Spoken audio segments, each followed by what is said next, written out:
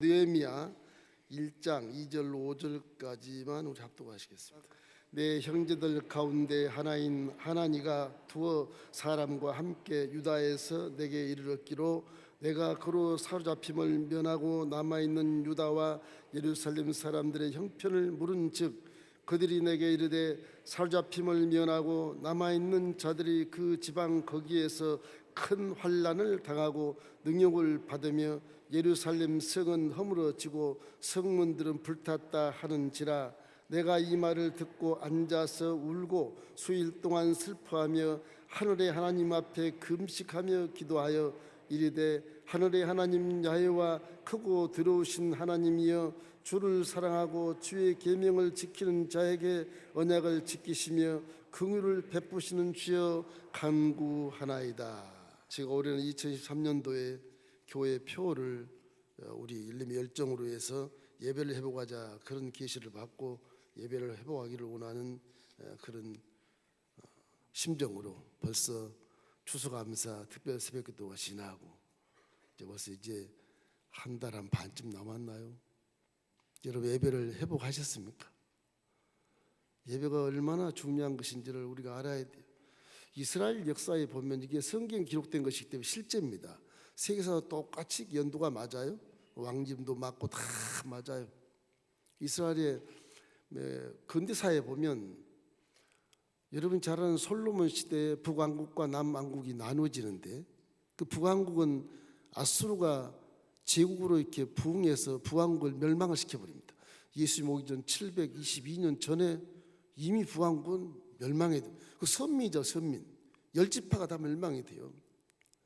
남왕국은 단 2지파인데도 불구하고 솔로몬의 후예들이 계속 왕이 일왕조로 쭉 내려오면서 그리고 남왕국도 애굽이 막 또 번성하니까 남쪽에서 북으로 쳐올라오는 바람에 애굽 왕 느고가 남왕국을 속국으로 만들어버려요. 속국으로. 그런 와중에 북서쪽에는 바벨론이라는 그런 희한한 신흥 제국이 개발이 돼가지고서 발현돼서 그 바벨론이 애굽을 침으로 중간에 있던 남왕국도 애굽 바벨론 속으로 다 속국이 되어버려요. 그래서 시드기야가 눈을 뽑혀가지고서 바벨론에 포로로 잡혀가서 그거 막 70년까지 하나님이 예언한 대로 70년까지 속국이 돼서 포로 생활을 하게 됩니다. 나라도 잃고 성전도 잃고 이건 하나님 버린 자처럼 꼭 에덴에서 쫓기는 아담과 하와처럼 그런 삶을 살게 돼요. 바벨론의 그 제국이 상당히 흥황해서 열해를 지나갑니다. 거기에서 그래도 학자들이 일어나서 교민의 2세대, 3세대 이런 자들을 율법을 가르치고 이스라엘 본국의 야훼 신앙을 가르친다. 포로 중에서도 자꾸 예루살렘 내려다보면서 동서쪽에는 예루살렘 내려다보면서 예배를 드리고 기도를 하고 그래요. 그런 와중에 하나님이 이스라엘이 70년이 다 돼갈 무렵쯤 가까웠을 때 이 바사 왕국이라는 것이 바벨론 남쪽에 있습니다. 바벨론 바로 남쪽에 있는 바사왕과 메대가 합쳐가지고서 바벨론을 멸망을 시켜요. 그럼 이제 이스라엘은 또 이제 바벨론 속국으로 들어가지 않습니까? 페르시아 속국으로. 바사라는 말 페르시아 사람들입니다. 페르시아 지구 속국으로 들어가서 이건 뭐 한두 번도 아니고 이스라엘 역사를 보면 한 2만 번 침략을 받는 민족이 이스라엘이. 이렇게 성경에 기록한 것 외에도 엄청난 전쟁에서 피해를 본 그 나라가 지금도 살아있는 것은 기적입니다. 기적. 이거 하나님이 지켜주지 않으면 절대 있을 수 없는 거예요. 오늘 그 말 좀 드리려고 그래요. 결국 페르시아 왕이 이스라엘과 바벨론과 애국과 북왕과 아수르까지 전부 점령을 해가지고 있을 때 페르시아 왕 고레스가 희한하게 귀환 조치를 내린 거예요. 70년 딱 되니까 수르바벨을 필두로 해서 1차 귀환을 시켜요. 너무 신기하지 않습니까? 얘네들 70년 딱 차니까 포로 생활이에요. 그래서 수르바벨이 예루살렘에 들어와서 성전을 재건하고 왕궁을 세운 것이 솔로몬 성전 제1성전이지만 제2성전은 수르바벨의 성전이 지어진 것입니다. 그 수르바벨 성전의 벽터가 지금도 성지순례 가면 있어요. 통곡의 벽이라고. 그 수르바벨이 와서 성전을 재건하고 그 다음에 2차는 에스라가 와서 에스라는 학자의 제사장인데 이 사람은 율법을 잘 가르쳐요. 이 사람이 와서 율법을 가르치다가 3차 귀환, 여러분이 잘 아는 본 말씀이 느헤미야가 나와요. 느헤미야는 평신도입니다. 평신도. 총독으로 부임을 해가지고서 이 느헤미야가 믿음이 얼마나 좋은지 나라를 살려요. 느헤미야가 와서 그때까지 에스라가 있어서 에스라를 부르다가 율법을 교육시키고 회개시키고 성벽을 재건하는데 밤중에 말 타고 성벽을 둘러보는데 달밤 밑에서 성벽이 다 무너졌는데 길도 없어. 성벽에 들어간 성벽길이 다 쓰레기 때문에 그 쓰레기 때문에 위에 있는 그 양문, 소위 성전을 제사 드릴 때, 성마이가 제사 드릴 때 양을 끌고 와서 그 물에다 씻어 가지고서 아주 제물을 드릴 때 그 양문 밑에서 양들이 똥을 씻고 더러운 걸 씻고 올라가는 것이다. 그 양문을 맨 먼저 수축을 합니다. 이 순서는 나라를 살리는 순서예요. 이 나라라고 하는 것이, 인생은 나라가 있어야 내가 살고 내가 나라의 국민이 되어야 나라를 지킬 수 있는 것이거든요. 근데 결과적으로 보면은 이런 순서를 쫓아서 이스라엘 나라가 완성이 돼서 외교나 또 교육이나 국내나 완벽한 나라로 재건하는 그런 느헤미야를 볼 수 있습니다. 느헤미야는 이스라엘이 재건한 후에 건정하게 돼서 한 440년 후에 예수님이 이제 등단하게 된 겁니다.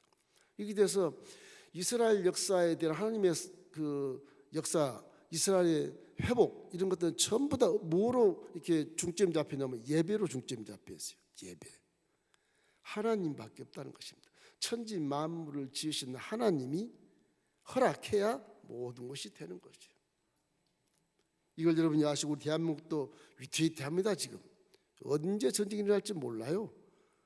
이기 때문에 지금 초강대국가 뭐 이런 사람들부터 협의를 하고 있는데, 저건 마격싸움은 금방 또 전쟁이 일어날 것이고, 생각하지 못한 일들이 많이 일어나게 되는 것도 마귀의 역사고, 하나님이 허락하면 마귀는 막 불릴듯이 일어나서 모든 것을 살려버리는 거예요. 불태워버리는 겁니다.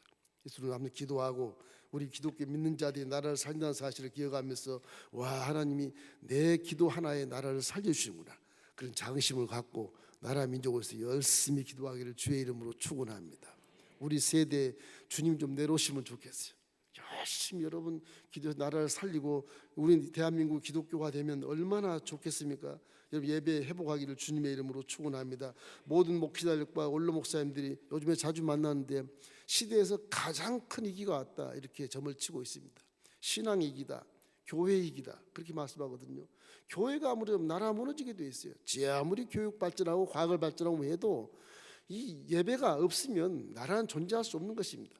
나라를 강성하게 하고 건강한 나라를 만들게 하려면 예배를 드려 사람을 경외를 해야 사람이 사람답게 살 수 있는 신뢰사를 이룰 수 있고, 사람이 사람답게 살아가며 행복을 누릴 수 있는 그런 사랑을 할 수 있고 하나가 될 수 있는 것이기 때문에 그런 것입니다. 이러기 때문에 이 이스라엘의 2만 번의 외국 침략을 통해서 이렇게 많이 체험했던 나라를 느헤미야 때 와서 이렇게 나라가 책임진 것을 기억하면서 우리 어떻게 이 나라를 살릴까 하는 것을 생각하고 마음의 사명감을 가지고 나라 민족을 위해서 열심히 기도하시기를 주님의 이름으로 축원합니다. 그럼 우리 개인 것 다 그때 나라가 건강해지면 개인 것은 다 복지가 되고 이루어지는 것입니다. 첫째로 느헤미야가 우리에게 가르쳐준 것은 회개입니다. 회개부터 시작해야 예배로 가는 길 문이 열려요. 모든 신학자들이 말하기를 느헤미야가 왜 총독으로 내려가서 바로 성전 가서 성전을 수리하고 하지 성벽을 왜 수리하냐 이렇게 돼요. 느헤미야 입장은 성전으로 가는 길목이 깨끗해야 성전이 바르고 정결하게 예배를 드릴 수 있고 하나님이 기뻐하지 않겠냐. 그래서 한밤중에 발 타고 성벽을 둘러보는 겁니다. 쓰레기 때문에 막 꽉꽉 차 똥물 냄새가 나고, 이 나라도 아니고 성벽도 아니고 이건 너무 더러워서 또 힘들다. 그거를 다 먼저 치우고 난 다음에 성전을 들어가야 된다. 그 성전에 들어가는 길목이 청결해야 된다는 것입니다. 그건 뭐냐, 나라가 백성들이 이걸 다 쓰레기들을 치워서 성전에 들어가는 길을 이렇게 깨끗이 청소를 해야 예배를 받으신다. 그런 것입니다. 나라의 주춧돌인 성전, 이것이 제대로만 개혁이 되고 이루어지면 나라는 산다, 그런 개념을 가지고 구말리장처에 있는 저쪽 이라크에서 아주 수많은 길을 말을 타고 달려와서 자기 조국에 와서 조국을 살리는 느헤미야의 그런 모습은 종도 아니요 선지자도 아니요 말씀도 뭐 전문가도 아니요 그런 하나의 총독으로 평신도로 와가지고 나라를 살리는 위대한 그런 역사를 지금 우리가 들어보고 있는 것입니다. 이제 예배 생명을 거기를 주의 이름으로 축원합니다. 그렇다고 우리 회개부터 시작해야 되는 것입니다. 예배가 회복되어야 새로운 기회를 만들어낼 수 있어요. 개인이나 공동체나 국가나 뭐 예배가 회복이 돼야만이 새로운 그런 정책이 나오고 공동체가 나오게 되는 것입니다.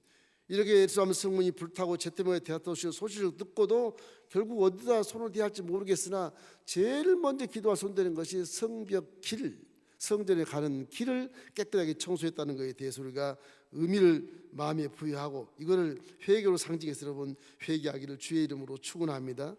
이기는 나라이기나 개인이기나 관계복이 되어야만 그것이 이루어져요. 하나님과 나의 관계복이 되어져야만 내 위기도 뛰어넘을 수 있고 나라의 위기도 뛰어넘게 할 수 있고 모든 문제도 거기서 해결되는 것입니다. 위기를 예배로 해결을 해야지 개인으로 해결하면 안 돼요.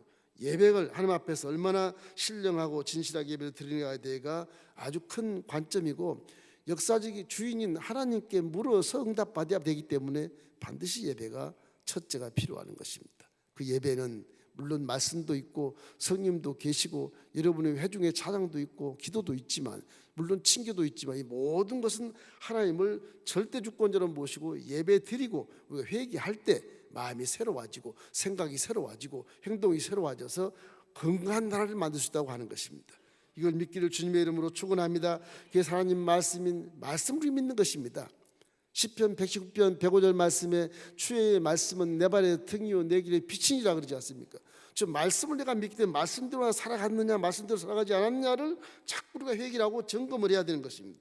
말씀이 시대에 내려오신 예수 그리스도를 우리에게 말하기를 내가 길이요 진리요 생명이니 나로 말미암지 않고는 아버지께로 올라갈 자가 없다고 말했습니다. 그 말씀이 육신이 된 것이 바로 예수님이거든요. 예수님 몸체 자체가 말씀입니다. 말씀이 우리 죄를 짊어지고 대신 죽으셔서 말씀대로 죄를 사해버린 증거가 예수 몸이거든요. 몸. 이기 때문에 말씀을 믿는 우리는 말씀대로 순종하고 말씀대로 여러분이 살고 말씀대로 말하기를 주님의 이름으로 축원합니다. 그래야 회개를 통해서 나라가 살리게 되고 개인도 살게 되고요. 가장 먼저 이러한 회개를 통해서 이스라엘은 성전에 들어갔던 자격을 얻게 되는 것입니다. 얼마나 감사한 것입니까? 하나님께 나아간 길을 만들어 놓은 것이 얼마나 훌륭한지 모르는 것이죠. 그래서 우리 마음속에 쓰레기를 치우지 않고서는 절대로 예배를 드릴 수 있는 자격이 없다고 하는 것입니다. 회개할 때 하나님 만나는 통로가 열리게 되는 것입니다. 꺼진 불에 불을 지필 때 그때는 예배를 드릴 때 성령의 역사에서 내 마음에 불을 지펴주시고 회개하게 만들어주는 것입니다. 회개도 성령이 올 때까지 회개기도 하면서 성령이 오면 그 다음에는 제대로 된 기도가 열리기 때문에 항상 성령으로 충만하십시오. 내 생각이 전에 먼저 성령이 오셔서 내 생각을 사로잡을 수 있도록 그렇게 하는 것이 나를 진리의 길로 인도해 주는 기가 막힌 지름길이 되는 것입니다. 성령은 항상 여러분을 떠나지 않고 육신 입고 나 천국 가는 그날까지 성령은 함께 계신다고 말씀하기 때문에 성령님을 버리시면 안 됩니다. 항상 성령과 함께 동행해서 성령의 성품으로 살고 성령의 말씀으로 살고 성령의 행동으로 따라서 여러분이 나아가면 분명히 세상에 빛이 되고 복 있는 사람의 모습이 되는 것입니다. 둘째 우리 느헤미야가 주는 것은요, 포기하고 낙심한 자에게는 하나님이 사용하지 않습니다. 믿음이라는 건 포기가 아니에요. 두려운 것도 아니에요. 낙심하는 것도 아니에요. 이 느헤미야가 이스라엘 백성들이 이렇게 이끌어오는 걸 가만히 보면 포기하지 않고 주저하지 않는 그런 사람을 만들어서 역사의 쟁기를 맡기는 것 같아요. 포기한 사람이 하나님 쟁기를 맡기지 못합니다. 꿈이 없는 사람도 하나님 사용하지 않아요. 항상 꿈이 있고 정진적이고 적극적이고 창조적이고 희망적인 사람에게 하나님이 일을 시키는 것입니다. 왜 성경 자체는 항상 소망이고 희망이거든요. 넘어져도 일어서라, 자빠지도 일어서라, 뭐 빠지도 건져내고 그것이 하나님의 방법이에요. 방법. 기독교는 무조건 잘못된 것을 잘되게 만드는 것입니다. 절망을 소망으로 만드는 것이고 희망을 만드는 것이거든요. 그 십자가 대속의 복음이 그러지 않습니까? 내가 세상을 이겼노라. 무엇이 문제냐 말이야. 세상을 이겼는데. 그래서 너도 복음을 가지면 세상을 이길 수 있다. 날 수 있다, 하면 된다, 해보자. 마귀는 우리가 죄가 없는 것을 알게 되면 마귀는 주렁나갈 치기 때문에 우리는 절망에서 벗어나서 희망이 되고 성공의 길을 걸 수 있게 되는 것입니다. 신앙의 무기력감에 빠져 있는 이 이스라엘 백성들을 느헤미야가 어떻게 이걸 홍보했는지는 모르겠으나 참 대단한 분이라고 생각해요. 서두에 말한 것처럼 이스라엘 백성들은 수없이 아수리에 먹히고 바벨론에 먹히고 뭐 애굽에 먹히고 페르시아에 먹혔는데도 불구하고 이제 뭐 하도 전쟁이 많이 일어나니까 선민은 선미인데 선미들이 전부 무기력증에 주저앉아 버렸어요. 신앙의 무기력이네요. 하나님 출장 갔나 봐. 우리는 다 버렸나 봐. 이제는 이 선민 버렸나 봐. 손도 까딱 안 하는 겁니다. 결국 이 느헤미야가 이 쓰레기대물을 치우기 위해서 이 백성들을 어떻게 기도해서 어떻게 했는지 모르겠으나 이 백성들이 일어서서 이 쓰레기대물을 다 치우고 다시 앉아 주저앉지 않고 일어서서 합력하는 것을 보면 리더십이라는 게 그렇게 중요한 것 같아요. 리더가 제대로 잘해야 그 공동체가 살아나는 것입니다. 느헤미야 이 외침이 별로 다시 우리는 무너지지 말자, 우리가 다시 건설하자, 하나님 우리 편이시다, 하나님이 나를 보냈지 않느냐. 그러고 느헤미야가 앞장서서 이와 같이 외치면서 에스라를 빌려서 말씀을 증거하게 만들고 신앙을 막 다시 초심으로 돌아가게 해서 회복시켜 주기 때문에 이스라엘이 살아나서 비록 1차, 2차, 3차 전도 귀환이 한 5만 명 거의밖에 안 돼, 반수도 안 내려왔는데도 그 반수 안 내려놓은 그 군인과 국민들을 가지고 이스라엘 나라를 이렇게 세우는 것이거든요. 대단합니다. 10만 명이 안 돼도, 지도자가 10만 명이 안 돼도 이스라엘은 지금까지 살아있다. 그런 하나님이 역사하지 않으면 그렇게 존재할 수도 없는 이스라엘을 봤을 때 우리나라 5천만 인구가 저와 여러분이 기도하는데 망하겠습니까? 절대 망하지 않습니다. 할렐루야. 나라 민족에서 열심히 기도하기를 주의 이름으로 축원합니다. 내 기도만 하지 말고 배후에 있는 악령들이 역사하는 것을 많이 여러분이 느끼고 나라의 민족 기도해야 되겠다 이런 생각을 항상 하시길 바랍니다. 어떻게 될지 모르는 겁니다. 여러분, 우리가 기도가 부족하면 우리에게 깨달으라고 또 침략하는 그런 나라가 있을지도 모르는 것입니다. 항상 여러분 낙심하고 포기하지 말고 어떤 일을 만나도 불경기가 좀 다가온다 할지라도 믿음을 잃지 마시기를 주님의 이름으로 축원합니다. 유혹받지 말기를 주의 이름으로 축원합니다. 미혹받지 말기를 주의 이름으로 축원합니다.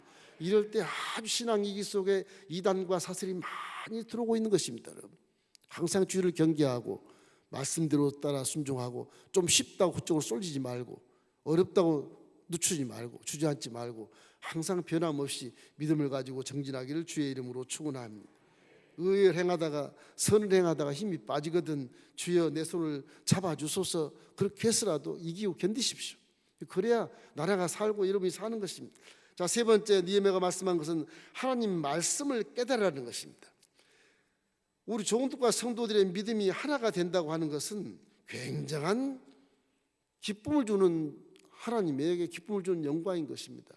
이 느헤미야는 성벽 재건 이게 한 포로 잡혀간 지 90년쯤 됐을 것입니다. 3차 기환 때니까 90년쯤 1차 기환 때 70년대에 왔으니까 한 90년쯤 됐을 것입니다. 그때 성벽이 90년 된 성벽을 이거를 재건해야 되겠는데 단 52일 만에 재건합니다.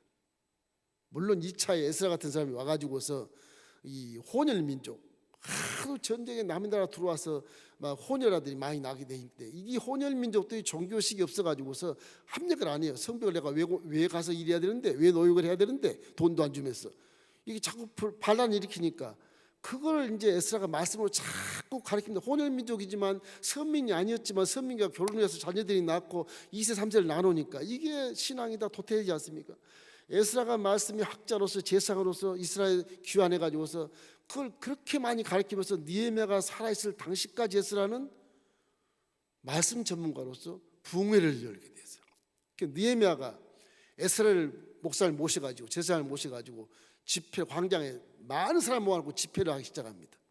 신기하지, 리더십 있는 사람이 제사장을 모셔놓고 광장에 이스라엘 백성 다 모이라.